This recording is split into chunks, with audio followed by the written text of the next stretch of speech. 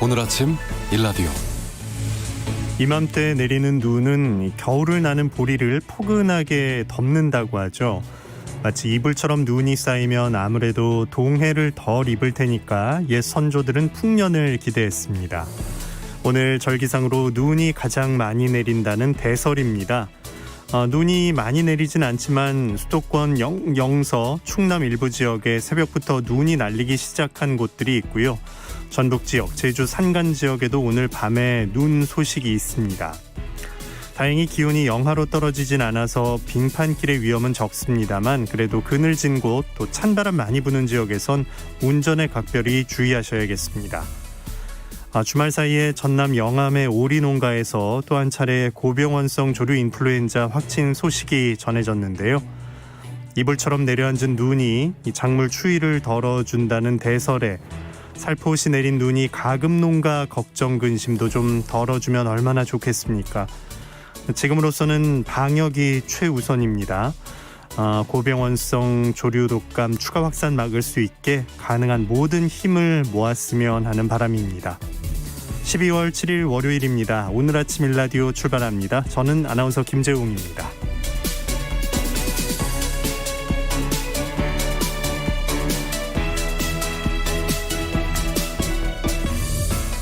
오늘 아침 일라디오 여러분과 함께 만들어갑니다. 방송 들으시면서 단문은 50원, 장문은 100원 드는 유료 문자 샵 9730 이용하실 수 있고요. 유튜브에서 KBS 일라디오 공식 채널 검색하고 들어오시면 채팅창도 마련되어 있습니다. 자, 오늘 월요일 아침 세상의 모든 농수산물 퀴즈 새농퀴가 시작되는 날이죠. 이번 주 힌트도 잘 들어보시고요. 정답 아시는 분들은 단문 50원, 장문 100원의 유료 문자 샵 9730으로 보내시면 됩니다. 퀴즈 정답 맞춰주신 분들 가운데 추첨을 통해서 20분께 웰빙 혼합 잡곡 세트 또 커피 교환권을 비롯해서 다양한 선물 보내드리도록 하겠습니다. 자, 그러면 이번 주 새농퀴 그 첫 번째 힌트 지금 나갑니다.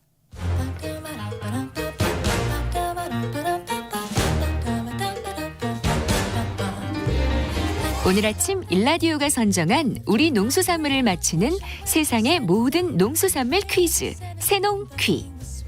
안녕하세요. 퀴즈 내는 성우 김성입니다. 찬바람이 불면 바다에서 캐올린 이것이 살도 통통하니 오르고 쫄깃한 식감도 도드라집니다. 이것은 동조개과에 속하는 조개 중 하나인데요. 우리나라의 서해안과 남해안에서 주로 자라죠. 파도의 영향을 적게 받는 조간대, 그러니까 만조대의 해안선과 간조대의 해안선이 만나는 곳에 삽니다. 깨끗하게 씻어서 살짝 익힌 다음 초고추장에 찍어 먹어도 맛있고 갖은 양념을 더해서 얹어 먹으면 밥도둑입니다. 밥도둑. 정약전 선생의 자산어보에 살이 노랗고 맛이 달다고 기록되어 있는 이것. 벌교하면 생각나는 이것. 이것은 무엇일까요? 단문 50원, 장문 100원이 드는 유료 문자 샵 9730으로 보내주세요. 20분께 행운의 선물을 드리겠습니다.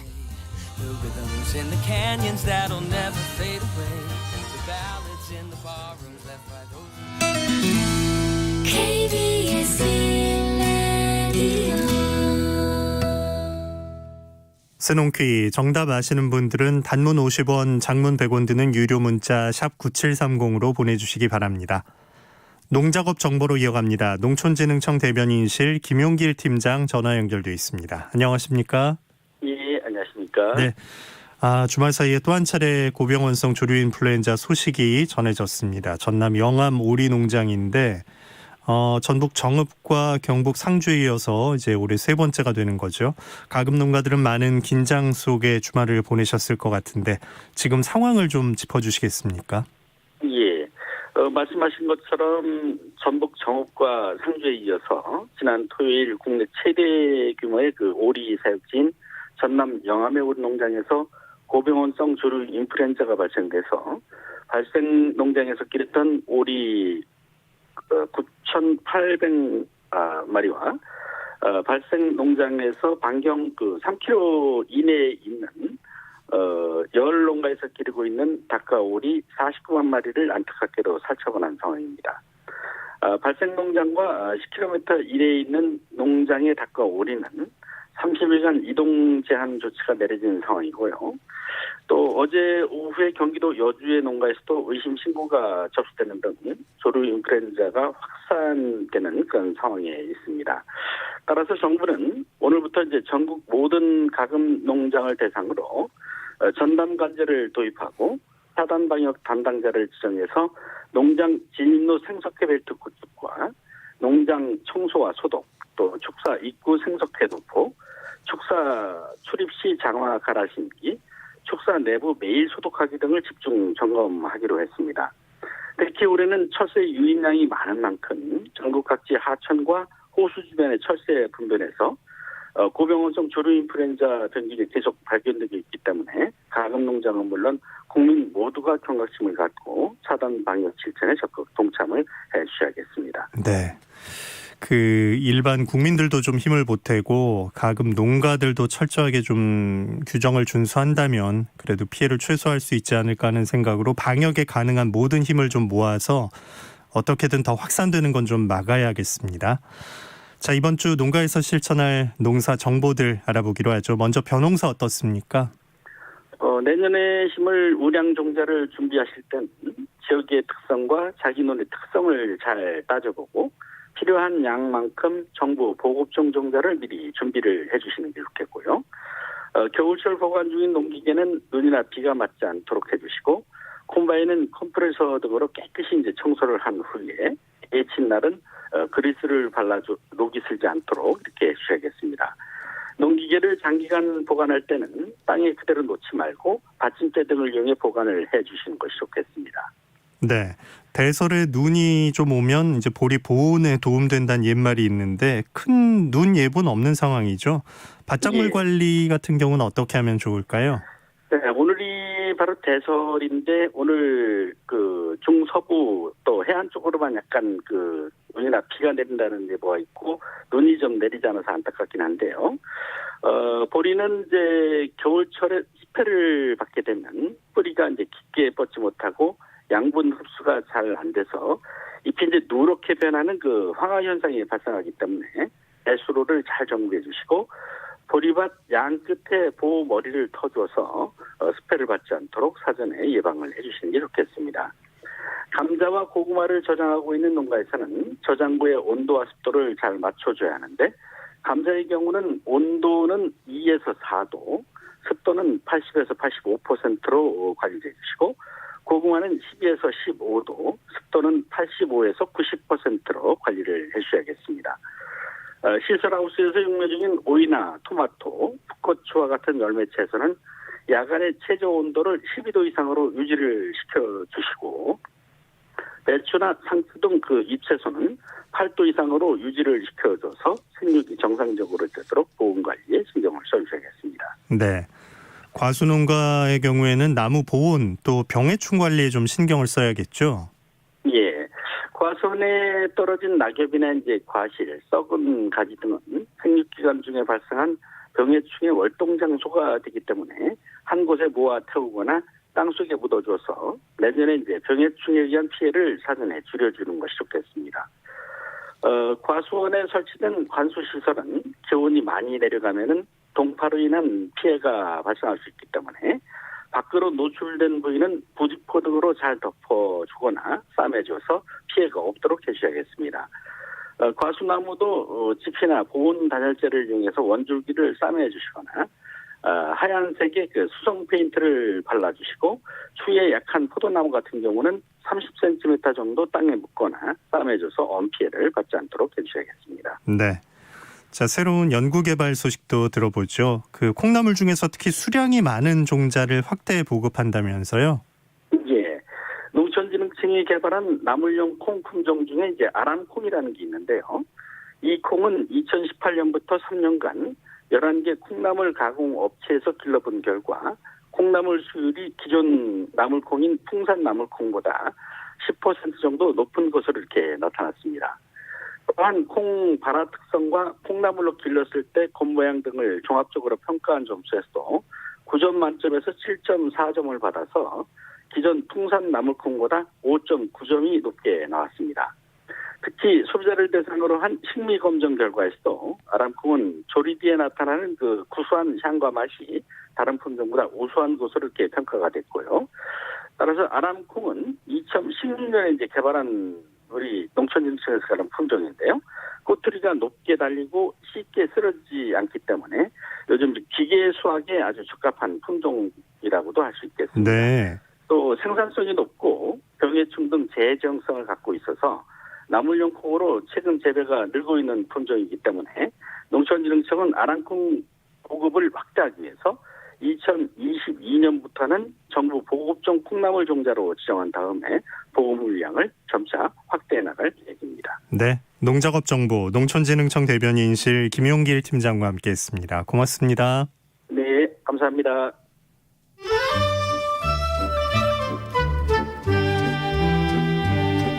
아침을 깨우는 정겨운 이야기가 있습니다. 매주 월요일부터 토요일 오전 6시 15분 KBS 오늘 아침 일라디오.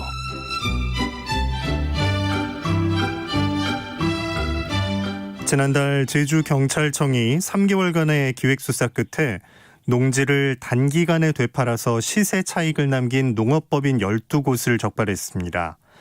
이 법인들 중엔 2016년 이후 농산물 판매 실적이 없고 부동산 거래만 46회를 한 곳이 있었고요. 과수원을 매입한 뒤에 필지를 12개로 쪼개서 1년 사이에 되파는 수법으로 이득을 챙겼다가 징역형을 산 농업법인 대표도 있습니다. 오늘 농수산 이슈, 제주 농업법인들의 농지거래 실태 그리고 농업법인 설립 기준에 어떤 문제가 있는지를 알아봅니다. 한국농정신문 원재정 기자 전화 연결돼 있습니다. 안녕하십니까? 네, 안녕하세요. 한국농정신문 원재정입니다. 네, 제주에서 수상한 농지 거래가 적발된 거잖아요. 어떤 사건인지 설명해 주시죠. 네, 지난달 17일 제주지방경찰청이 3개월의 기획수사 끝에 농업법인 12곳의 수상한 농지 거래를 적발했습니다. 농업회사 법인이나 영농조합법인 등의 농업법인은 이 농업인 지위가 인정돼서 농민과 똑같은 입장에서 농지 취득 자격 증명을 갖출 수 있는데요. 겉으로 농업법인 행사를 하고 실제로 이를 악용해서 부동산 시세 차익 사업을 한 사례라고 말씀드릴 수 있습니다. 이번에 제주경찰에서 대대적인 적발을 한 건데요. 제주경찰청은 지난 8월 7일부터 지난달 14일까지 부동산 시장 교란 행위 단속 결과 서귀포 지역에서만 정당하지 않게 거래된 농지가 8만 232제곱미터가 있고 이걸 적발했습니다. 경찰이 수사 대상으로 삼은 농지 거래는 2015년 말부터 지난해까지입니다. 네. 어떤 규모로 얼마나 판매를 한 건지 또 시세 차익은 얼마나 챙겼는지 궁금하네요. 예, 제주경찰청에 따르면 이번 부동산 문제에 연루된 농업법인이 12개인데요. 해당 법인 관계자는 모두 17명입니다. 이들로부터 농지를 사들인 사람은 무려 188명에 이른다고 하는데요. 농지를 서급한 12개 농업법인은 이런 거래를 통해서 140억 원의 시세 차익을 얻은 것으로 파악됐습니다. 구체적으로 좀 말씀드리자면 A농업법인의 경우는 2018년 5월에 서귀포시 표선면 지역 농지 2만여 제곱미터를 21억 6천여만 원에 매입을 했는데요. 같은 해 10월과 11월에 제주도 외 지역에 사는 97명에게 분할 판매했습니다. A법인이 몇 달 동안 벌어들인 시세 차익만 55억 원에 이릅니다. 또 B농업법인의 경우는 2018년 5월부터 또 지난 2월까지 서귀포시 안덕면 지역의 농지 9필지, 그러니까 2만 2,600제곱미터 정도를 20억 5천여만 원 사들여서 토지를 쪼개 팔았는데요. 2018년 8월부터 지난해 2월 27일까지 모두 28명에게 48억 여원을 팔았습니다. 네. 비농업법인으로부터 농지를 산 사람들도 모두 제주도 외에 거주하는 사람들이었습니다. 그 방식이 상당히 유사하군요. 예. 예. 거래 농지 규모도 크고 시세 차익도 아주 거액에 해당한다고 볼 수 있겠죠. 예, 그렇습니다. 이번 사건이 보도되면서 농업법인에 대한 허술한 설립 기준이 도마 위에 올랐고요. 농지법에서 농민이 아닌 사람이 농지를 구입할 수 있는 이 예외 조항도 함께 문제가 되고 있습니다. 이런 보도가 나간 이후에 이제 한국농정에서도 실태를 더 정확하게 파악하고자 지난달 말에 제주도 서귀포시를 취재했는데요. 그 과정에서 실제 농지 쪼개기 정황을 확인할 수 있었습니다. 그 지역은 서귀포시 대정읍 안성리의 한 감귤 밀집 재배 지역이었는데요. 약 한 2,800평, 그러니까 9,500제곱미터에 이르는 드넓은 필지가 통으로 비어 있었습니다. 지목은 과수원이지만 제주에서 가장 일반적인 과수인 감귤나무가 한 그루도 없었는데요. 실제 2016년 12월에 촬영된 농지 사진에서는 이 현 시점에 경작 중인 인근 재배지와의 경계선 없이 이 필지 전체에 꽉 들어찬 감귤나무를 확인할 수 있었습니다. 야, 이 과수원 밀집 지역에 있고 10,000제곱미터 정도의 땅인데 지금은 이제 나무 한 그루 없이 텅 비어 있다는 거죠? 예, 맞습니다. 이 재배지 바로 옆 농가의 한 농장주에게 확인해 보니까 이게 이제 옆집에서 농사짓던 땅인데 분할해서 한 필지만 빼고 전부 넘겼고 그 뒤로 이렇게 빈 지 1년이 넘었다라는 말을 들을 수 있었습니다. 이게 이제 겉에서 보면 한 구역인데 이 농지는 실제로 17개의 필지로 쪼개져 있었다는 게 굉장히 특이사항이었는데요. 게다가 분할된 모습 또한 매우 독특했습니다. 이 각 필지는 400제곱미터에서 한 800제곱미터 사이의 작은 면적으로 잘게 쪼개져 있었고, 이제 17개 중에서 16개 필지는 법인 한 곳이 일괄 구매했다가 다시 법인 한 곳과 개인 한 명으로 소유권이 또 나뉘었습니다. 그런데 이 두 소유주가 이전에 같은 법인에 소속됐었던 것으로 미뤄봤을 때 실질적인 소유 주체는 동일한 곳이 아니겠냐 이런 생각이 들고요. 네. 이 이제 필지들 16개를 모두 지나는 가운데 T자 모양의 얄팍하게 분할되어 있는 이런 필지도 하나 있는데 도저히 영농에 쓰이리라고 생각하기 어려운 모양의 그런 땅이 하나 가운데 위치해 있습니다. 아, 그러니까 그 17개로 나눈 그 선만 봐도 이게 영농을 위한 건 아니다 이렇게 짐작할 수가 있는 거군요. 예, 맞습니다. 이 필지가 나뉜 상황들을 종합해 보면 이 과수원은 애초부터 영농을 목적으로 거래됐다고 보기 어렵다는 건데요. 제주 지역에서 주로 농업법인이나 또 기획부동산에 의해서 횡행하고 있는 이익을 극대화할 목적으로 구매한 농지를 분할해서 재판매하는 이른바 쪼개기의 전형적인 형태라고 볼 수 있습니다. 이런 형태로 쪼개진 농지는 대정읍 또 인근 안덕면에서 4곳을 더 발견할 수 있었습니다. 네. 제주 지역에서 법무사로 20년을 활동했던 김창남 전국농민회총연맹 정책위원장의 말을 좀 들어보니까 이렇게 비정상적인 구조의 제주 농지는 기획부동산이 개입했다고 보면 된다. 그리고 내부에 도로로 생각되는 필지까지 있다면 100% 확신한다라고 얘기를 했고요. 이 농사지을 목적이 아닌 매도용으로 생각하기 때문에 200평 이하로 잘게 쪼개는 것이라고 설명을 들었습니다. 아니 이런 식으로 계속 쪼개져서 팔리면 농사 지을 땅은 어떻게 되는 겁니까? 예, 그 제주에 가서 이제 부동산 얘기를 하면 제주도의 농민분들이 굉장히 부정적인 반응을 보이십니다. 이게 2010년을 전후해서 제주에 이제 각종 개발이 줄줄이 이어졌고 투자 광풍까지 불면서 이 제주도의 농지 가격이 천정부지로 치솟았기 때문인데요. 네. 예, 2017년에는 표준지의 공시지가를 기준으로 땅값 상승률이 18.7%를 기록했습니다. 이게 이제 2위인 부산과의 격차가 무려 2배에 가까운 굉장히 비정상적인 수치를 보이고 있습니다. 2018년에도 공시지가의 땅값 상승률은 17.5%를 기록한 상황인데요. 농민들이 농지를 구하는 것도 어렵지만 이에 따른 임차료도 같이 올랐습니다. 밭을 기준으로 2016년에 1,000원 미만이던 평당 임대료는 지금 1,500원, 2,000원을 호가하고 있습니다. 이 전국적인 어려움은 이해는 하는데 제주는 훨씬 더 힘든 상황이었다는 걸 알 수 있겠네요. 예. 농업법인 문제를 좀 살펴야 할 것 같은데 설립 기준이 이게 완화가 된 건가요? 네, 그렇습니다. 이 농업법인은 일반적으로 어떤 협업적인 농업 경영을 위해서 생산성을 높이기 위한 이런 영농조합법인이 있고요. 또 농업 경영, 농산물 유통, 가공, 판매 이렇게 이런 것들을 기업적으로 하거나 농업인의 농작업을 대행하기 위해서 일반 상법에 의해 회사를 설립하는 농업회사 법인으로 구분할 수 있습니다. 농업회사 법인, 영농조합 법인 이런 농업법인은 농업인 지위가 인정돼서 농민과 똑같은 입장에서 세금 감면 등의 이런 정책적 혜택을 받을 수 있게 되는데요. 농지 취득도 그중에 하나입니다. 문제는 농업법인 설립 기준 요건이 해를 지나면서 점점 더 허술해졌다는 것인데요. 이 농업법인 제도가 도입된 건 1990년입니다. 당시 이제 시장 개방이 되면서 농업의 이제 조직화 규모화를 통해서 생산성을 향상하기 위한 목적으로 만들어졌습니다. 근데 이제 농민이 중심이 되는 영농조합법인과는 달리 농업회사 법인은 1인 이상의 농민 또는 농업 생산자 단체가 총 출자금의 10% 이상을 출자해서 설립할 수 있고요. 또 농민이 아닌 사람이 90%를 출자해서 농업회사 법인을 설립할 수도 있습니다.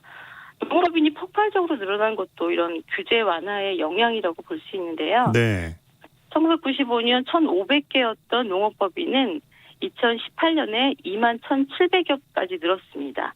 그러니까 이렇게 이제 규제를 완화한 이유가 있긴 있었습니다. 그러니까 비농민의 농업 참여를 활성화하자. 이게 이제 그때의 규제 완화의 목표였는데 문호는 개방했지만 제도가 허점이 많다 보니까 농업 정책자 지원, 부동산 투기 이런 꼼수의 온상이 되고 있습니다.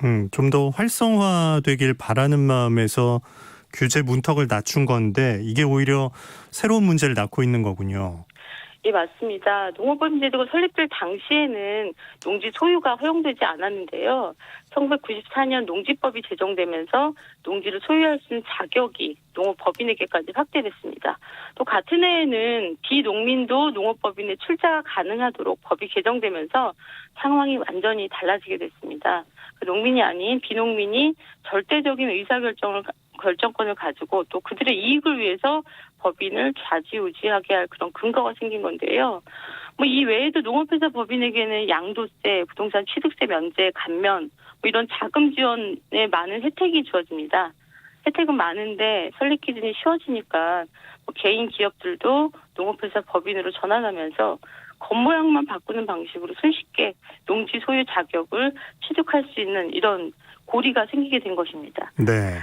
농식품부가 지난해 실시한 2019 농업법인 실태조사 결과를 보면 실제 운영 중인 농업법인은 전체 절반에도 못 미치는 44.8%에 불과할 뿐만 아니라 또 운영 중인 농업법인 가운데 60.7%가 농업 경영체 육성 및 지원에 관한 법률, 농지법 등을 위반해서 적발됐다고 합니다. 철저한 실태조사, 강력한 처벌, 그리고 목적 사업을 성실히 수행할 수 있는 대책이 정부 차원에서 마련돼야 할 것 같고요. 네.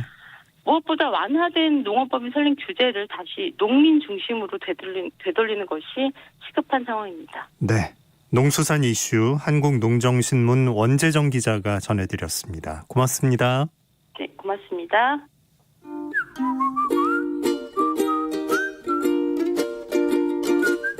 오늘 아침 일라디오 김재용 아나운서의 진행으로 듣고 계십니다.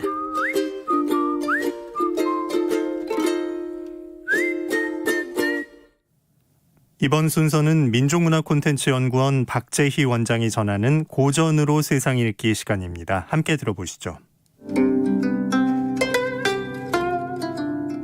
안녕하십니까. 고전의 대문 박재희입니다. 누군가 사는 게 무엇이냐고 묻는 질문에 사는 게 모두 전쟁이라고 대답한 사람이 있었습니다. 인간이 살아가는 데 있어서 싸움은 어쩌면 피할 수 없는 인간의 숙명이란 것입니다. 어려서 형제들과 먹을 것을 두고 다툰 경험도 있고 입시나 취직, 승진에 있어서 경쟁자들과 싸워본 경험은 어느 누구나 한 번쯤은 있을 것입니다. 싸움은 어쩌면 인간의 존재 방식이 아닐까 하는 생각이 들기도 합니다. 그만큼 우리는 매 순간 갈등하고 경쟁하고 싸움을 통해 문제를 해결해 나가는 삶을 살아가고 있습니다. 옛날 어른들 말 중에 애들은 싸워야 키 큰다 하는 말을 자주 하셨던 것을 보면 싸움은 성장과 발전에도 도움을 주는 것이 아닌가 싶습니다. 그런데 싸워선 안 될 경우도 있습니다. 두 사람이 싸우면 집안이 흔들리고 조직이 통째로 흔들린다면 그 싸움은 한 번쯤 재고해 봐야 합니다. 특히 두 사람이 그 집안과 조직을 지키는 큰 기둥이라면 더욱 그러합니다. 전국시대 조나라에는 나라를 지키는 큰 인물 2명이 있었습니다. 한 명은 백전노장의 장군으로서 조나라를 외세의 위협으로부터 지켜주던 명장 연파 장군이었습니다.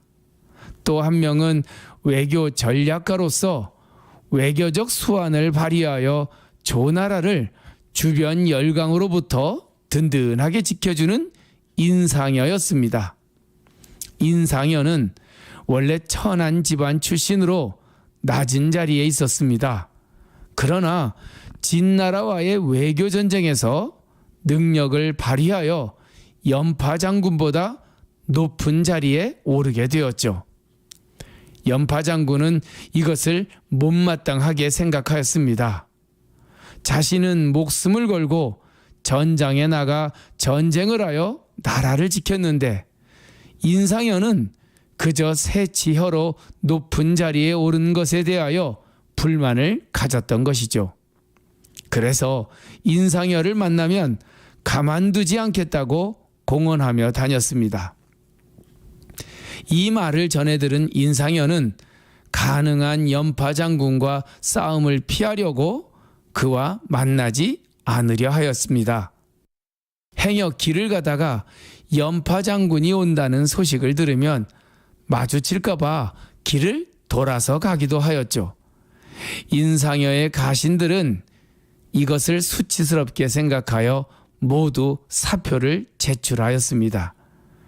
연파 장군을 피해 다니는 주군을 위해서 더 이상 일을 할 수가 없다는 생각이었죠. 이때 인상여가 그들을 만류하며 이렇게 말했습니다. 내가 연파 장군과 충돌을 피하려 하는 것은 염 장군이 무섭거나 그에게 모욕을 당할까 두려워서가 아니다. 주변 나라들이 함부로 우리 조나라를 공격하지 못하는 것은 연파 같은 백전노장과 나 같은 뛰어난 외교 전략가가 있기 때문이다.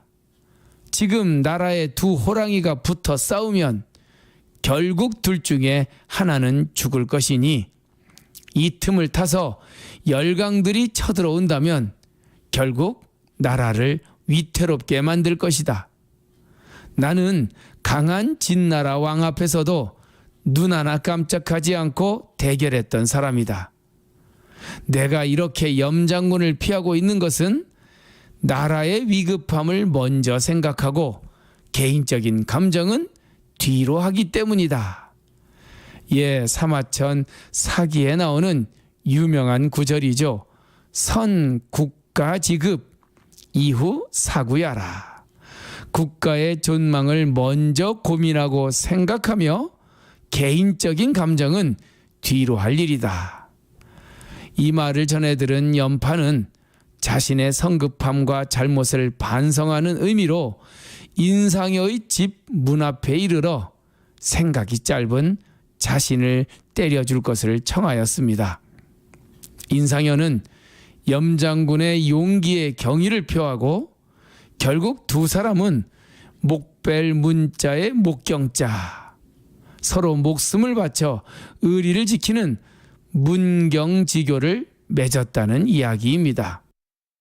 생각이 다르고 방향이 다르고 신념이 달라서 서로 싸울 수는 있습니다.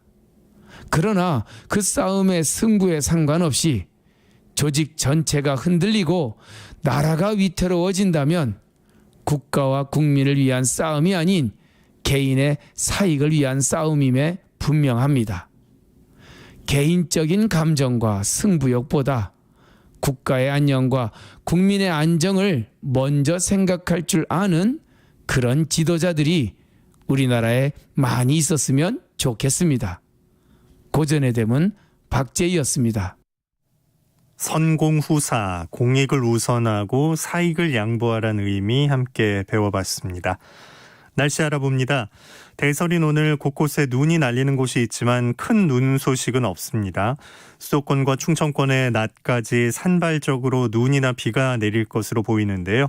기온이 어제와 비슷하거나 따뜻해서 빙판길 걱정은 크게 하지 않아도 될 것 같지만 그래도 그늘진 곳이나 또 바람 많이 부는 곳을 지날 때는 조심해서 운전하시기 바랍니다.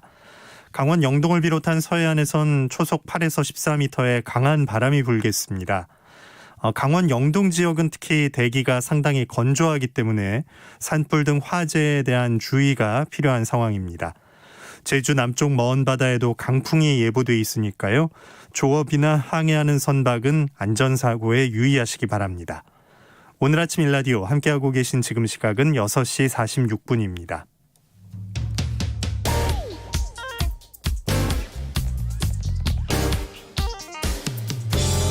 오늘 아침 뉴스 브리핑 정상근 기자와 함께합니다. 안녕하십니까? 네, 안녕하십니까? 네, 사회적 거리두기 단계가 격상되죠? 네, 그렇습니다. 이 사회적 거리두기 단계가 2.5단계로 수도권은 격상이 됩니다. 내일 0시부터 3주 동안 이 수도권은 2.5단계, 비수도권은 2단계가 되는데요. 앞서 수도권 내 거리두기를 2단계로 올렸지만 확산세가 꺾이지 않고 오히려 본격적인 대유행 단계로 진입했다라고 방역당국은 판단했습니다. 실제로 수도권 거리두기는 지난달 19일에 1.5단계 그리고 닷새 만에 2단계로 올라갔고 지난 1일에는 2단계에 더한 추가 조치까지 나왔지만 확산세는 가라앉지 않고 있습니다. 더구나 지난 8월과는 달리 이번 유행은 중심 집단 없이 일상생활 전반에서 확산되고 있어서 검사와 격리를 통한 선제 차단이 어려운 상황입니다. 정부는 이번 조치로 수많은 소상공인 자영업자들이 감내해야 될 고통이 크지만 네. 지금의 위기를 넘어서야 평온한 일상이 보장된다라고 밝혔습니다. 그 2.5단계로 격상됐을 때 어떤 점들이 달라지게 되죠? 영업 제한 시설이 더 늘어난다 이렇게 보시면 됩니다. 2.5단계로 격상되는 수도권에서는 헬스장을 포함한 실내 스포츠 시설 그리고 유흥시설과 노래연습장, 방문 판매 홍보관 등은 아예 문을 닫아야 합니다. PC방과 영화관, 도서관도 독서실도 밤 9시 이후에는 문을 열 수가 없습니다. 공공기관뿐 아니라 모든 민간기업에도 필수인원 이외에 3분의 1 이상의 재택근무가 권고되고요. 학교 수업은 유치원과 초중고등학교 모두 교실 밀집도 3분의 1을 유지하는 선에서만 대면 수업을 할 수 있습니다. 학원과 교습소 등도 집합금지 대상에 포함이 됐는데 다만 내년도 대학 입시를 위한 수업과 직업능력 개발훈련 과정은 예외적으로 밤 9시 이전까지 허용이 됩니다. 지방으로의 이동을 줄이기 위해서 KTX와 고속버스도 좌석의 절반만 예약을 받도록 권고가 되고요. 그리고 수도권의 결혼식장과 장례식장은 50인 미만 사람만 모일 수가 있고 스포츠 경기는 무관중으로 또 예배, 법회, 미사 등 종교활동도 비대면이 원칙입니다. 비수도권은 이번에 2단계로 상향되면서 전국 모든 음식점의 영업시간이 밤 9시까지로 제한이 됩니다. 네. 주말 동안의 코로나19 신규 현황은 어땠습니까? 네, 지난 토요일 0시 기준 신규 확진자가 583명, 그리고 어제 0시 기준 신규 확진자는 631명입니다. 이틀 동안 무려 1214명의 확진자가 나왔고요. 이 중에 국내 발생 신규 확진자는 1158명입니다. 서울에서만 이틀간 484명이 나왔고요. 경기도가 326명, 인천이 60명 등 수도권에서만 870명이 나왔습니다. 부산 63명, 울산 4명, 경남 42명, 그리고 대구 10명, 경북 25명, 광주 9명, 전남 12명, 전북 28명, 대전 13명, 세종 6명, 충북 31명, 충남 24명, 강원도 20명, 제주 1명이 나왔습니다. 누적 확진자는 37,546명, 누적 사망자는 545명입니다. 전 세계적으로도 코로나19 확산이 매우 빠른 속도로 이어지고 있는데요. 미국의 경우 그제 신규 확진자 수가 22만 명을 넘기면서 하루 최다 확진자 수를 또 갱신했습니다. 코로나 사망자도 하루 3,000명 가까이 나오고 있고요. 그리고 전 세계 코로나19 누적 확진자는 6,700만 명을 넘어섰고 이 중에 미국에서만 1,500만 명에 이릅니다. 인도도 1,000만 명을 눈앞에 두고 있고요. 브라질이 650만, 러시아가 240만, 프랑스가 220만, 이태리가 170만 명 순입니다. 일본도 현재 일주일 가까이 매일 이 신규 확진자가 2,000명을 넘고 있는데 현재 일본의 누적 확진자 수도 15만 명을 넘어선 상황입니다. 네. 자, 전남 영암 오리농장에선 고병원성 조류인플루엔자가 발생했죠. 네, 전라남도 영암군 시종면 유공 오리 농장에서 정밀 검사 결과 고병원성 조류인플루엔자 확진이 나왔습니다. 올해 가금 농장에서 고병원성 AI가 나온 것은 지난달 전북 정읍의 유경오리 농장 그리고 이달 초에 경북 상주의 산란계 농장에 이어서 영암이 세 번째입니다. 게다가 경기도 여주시에 소재한 산란계 농장에서 고병원성 AI 신고가 또 접수가 됐는데요.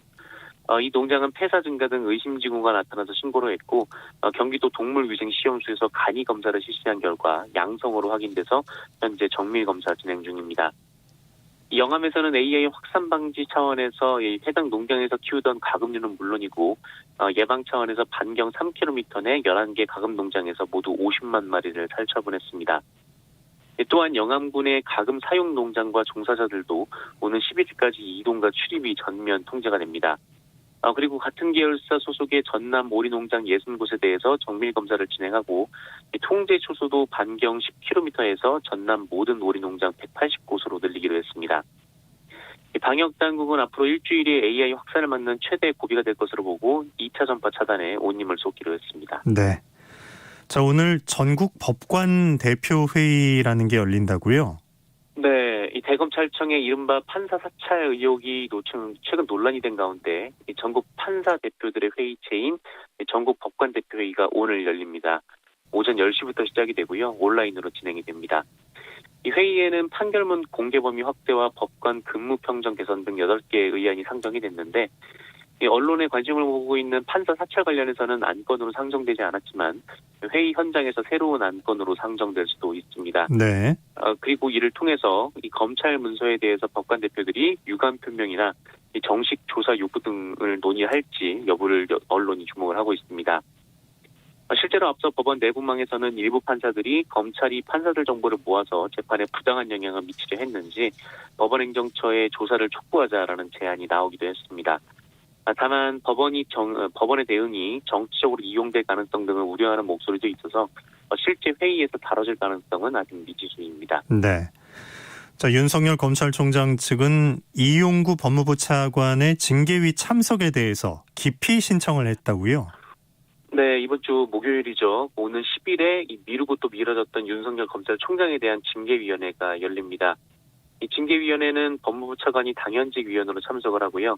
하지만 그 윤석열 검찰총장 특별변호인인 이왕 변호사는 이 당연직으로 참석하는 법무부 차관 이용구 법무부 차관에 대해서 기피 신청을 하겠다라고 밝혔습니다. 이용구 차관이 공정하지 않다라는 것이 이유인데요. 앞서 문재인 대통령은 윤석열 총장 징계 심의 절차에 공정성을 강조하면서 이용구 차관을 임명을 했지만 그 이용구 차관이 윤석열 총장이 지휘하는 원전수사 피의자인 백운규 전 산업부 장관을 변호했던 이력이 있다 이렇게 주장을 했고요. 이에 대해 이용구 차관은 원전수사는 징계와 관련이 없다라고 반박을 했습니다. 또 지난 4일에 국회에 출석했던 이용구 차관은 윤석열 총장 징계위와 관련해서 대검찰청 형사부장의 이름으로 표시된 인물과 메시지를 주고받았는데 이용구 차관은 박은정 법무부 감찰 담당관과 대화한 것이다라고 해명을 했습니다. 네. 국민의힘 주호영 원내대표가 법무부의 사찰 의혹을 제기했어요. 네, 지난 토요일 주호영 국민의힘 원내대표는 당의 공익 제보가 접수됐다라면서 긴급 기자회견을 열고 이 법무부가 지난해 3월 민간인이었던 김학의 전 법무부 차관을 긴급 출국 금지하기에 앞서서 일선 공무원을 동원해서 100여 차례 이상 불법으로 출국 정보를 뒤졌다 이렇게 주장을 했습니다. 그러면서 문재인 대통령을 미워한다는 이유 하나만으로 김학의 전 차관을 불법 사찰한 것은 반민주적인 작태다 이렇게 주장을 했는데요. 참고로 김학의 전 차관은 건설업자 윤중천으로부터 별장에서 성착취 행위를 했다는 의혹을 받았던 인물입니다.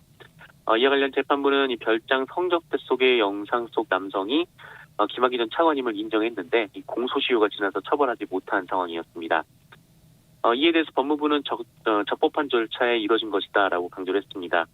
지난해 3월 이 김학의 전 차관의 출국이 우려가 되는 보도가 있었는데 이 출국 금지 관련 업무를 수행하기 위해서 불가피하게 출입국 여부를 확인했다라고 밝혔습니다. 네, 손흥민 선수가 멋진 골을 기록했다고요? 네, 그 영국 프로축구 프리미어리그 토트넘 소속의 손흥민 선수가 오늘 그 영국 런던의 토트넘 핫스퍼 스타디움에서 열린 아스널과의 11라운드 경기에서 한 골에 1개의 도움을 기록하면서 토트넘의 2대0 승리를 이끌었습니다. 전반 13분 해리케인 선수가 내준 공을 다소 먼 거리에서 오른발 가마차기 슈팅을 시도했고 그대로 아스널의 골문을 갈랐는데요. 리그 10골이자 5시즌 연속 두 자릿수 득점입니다. 그리고 전반 추가 시간에 해리케인 선수의 쐐기골을 만드는 패스로 리그 3번째 도움을 추가하기도 했는데 손흥민 선수의 맹활약으로 토트넘은 리그 선두에 복귀했습니다. 네, 뉴스브리핑 정상근 기자 고맙습니다. 고맙습니다. 오늘 아침 일라디오 오늘은 여기까지입니다. 아나운서 김재웅이었습니다. 내일 아침 이 시간에 다시 옵니다. 고맙습니다.